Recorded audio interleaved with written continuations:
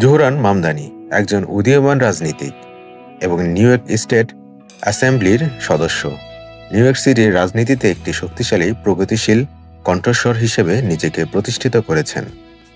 জন্মসূত্রে উগান্ডা থেকে আগত এবং দক্ষিণ এশীয় অধিবাসী পরিবারের সন্তান, মামদানির পরিচয় ও রাজনীতির ধারা অনেক তরুণ ও প্রগতিশীল ভোটারদের মধ্যে সাড়া ফেলেছে।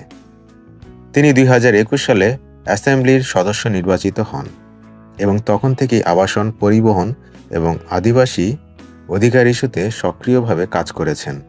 তার রাজনৈতিক অবস্থান Democrat socialist of America (DSA) এর সাথে ঘনিষ্ঠ, যা নিউ ইয়র্ক সিটির তরুণ ও বামপন্থী অংশে জনপ্রিয়। তবে মেয়র হওয়ার জন্য প্রয়োজন একটি বিস্তৃত ও বৈচিত্র্যময় ভোট ব্যাংকের সমর্থন। নিউ ইয়র্ক সিটির রাজনীতি জটিল এবং কেন্দ্রীয় ও ধনাঢ্য গোষ্ঠীগুলোর প্রভাব এখানে গুরুত্বপূর্ণ ভূমিকা রাখে। মামদানির মতে, প্রগতিশীল রাজনীতিকের জন্য এ সকল বাধা অতিক্রম করা সহজ হবে না। তাছাড়া নিউ ইয়র্ক সিটির মেয়র নির্বাচনে প্রচুর তহবিল ও মিডিয়া কভারেজ প্রয়োজন, যেখানে প্রথাগত রাজনীতিকরা তুলনামূলকভাবে এগিয়ে থাকে। মামদানি এখনও সে পর্যায়ে পৌঁছাননি যেখানে তাকে একটি মেয়র পদপ্রার্থী হিসেবে গণ্য করা যায়। তবে তার স্বচ্ছ ভাবমূর্তি, স্পষ্ট নীতি এবং জনগণের পাশে দাঁড়ানোর প্রবণতা ভবিষ্যতে তাকে এমন একটি অবস্থানে পৌঁছাতে সাহায্য করতে পারে।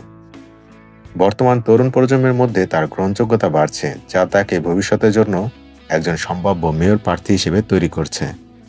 সুতরাং বর্তমান প্রেক্ষাপটে মামদানির জন্য মেয়র হওয়া কঠিন। ভবিষ্যতে নিউ ইয়র্ক সিটির রাজনীতিক হওয়া পরিবর্তিত হলে তার সম্ভাবনা উজ্জ্বল হতে পারে।